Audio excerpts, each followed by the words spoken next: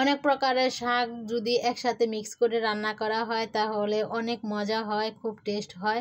আর এই শাকটা রান্না করে যেদিনকে আমি রান্না করি ওই দিনকে আমি 1 প্লেট ভাত অনায়াসে খেয়ে নিতে পারি। আমার কাছে খুব প্রিয় এই শাকটা রান্না করলে। আমি শুধু এই শাক দিয়েই ভাত খাওয়ার চেষ্টা করি, আমার আর অন্য কিছু লাগে না। তো যারা যারা এই শাকটা রান্না করে খান সব শাক মিশিয়ে, আর আমরা এটাকে বলি পাঁচমিশালি শাক। তো আমি আজকে পাঁচমিশালি শাক দিয়ে রান্না করব। আমি এখানে 5টা শাক দেই নাই, প্রায় অনেকগুলাই শাক দিয়েছি, 5টার বেশি। তো এই শাকটা আমি আজকে রান্না করব এই লেবু পাতা দিয়ে।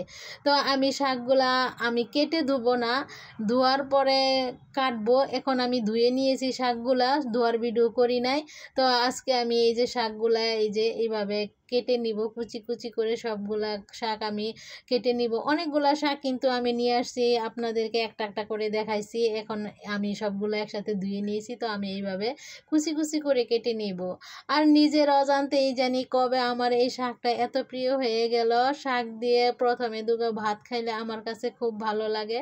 শাকটা আমার থাকতেই হবে, কেন জানি না, আমি খুব পছন্দ করতেছি শাকটা। একটা সময় ছিল যে এই শাক দেখলে আমার কান্না পাইতো, আমি ভাত খাইতে চাইতাম না।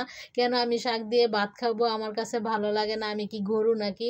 এখন তো আমি নিজেই ইচ্ছে করে এই শাকগুলো নিয়ে আসি, আমি নিজেই রান্না করি, নিজেই খাই। বেশিরভাগই আমি খাই সবজিটা। এই শাকটা আমার কাছে খুব ভালো লাগে, এই শাক সবজিটা। তো এখন আমি এই কড়াইতে দিয়ে দিলাম, দিয়ে একটু লবণ দিয়ে পানি দিয়ে ঢেকে দিলাম। দেখেন এত কড়া ছিল এই শাকগুলা, মানে একটু আগুন পাইতেই কি সুন্দর চুপসে গেল। আর এত সুন্দর করে সিদ্ধ হয়েছে এই শাকটা, আর রান্না করার পরে এত মজা হয়েছে যে আপনাদেরকে কি বলবো, না খেলে আপনারা বুঝবেন না যে এত মজা হয়েছিল। তো শাকটা আমার সিদ্ধ করা হয়ে গেছে। সিদ্ধ করার পরে আমি তেলের মধ্যে কিন্তু কয়েকটা শুকনো মরিচ ভাজা নিলাম, কারণ শুকনো মরিচ ভাজা এত ভালো লাগে শাকের সাথে। এখন আমি পেঁয়াজ, রসুন আর কাঁচা মরিচ এগুলো আমি ভেজে নিলাম। ভেজে নেওয়ার পরে এই যে দেখেন আমি সিদ্ধ করে রেখেছিলাম শাকগুলো দিয়ে দিলাম। দিয়ে কিন্তু আমি অনেকটা সময় নিয়ে এই শাকটা ভেজে নিব। আর শাকটা যত ভাজবেন শাকটা তত বাইরে আসবে।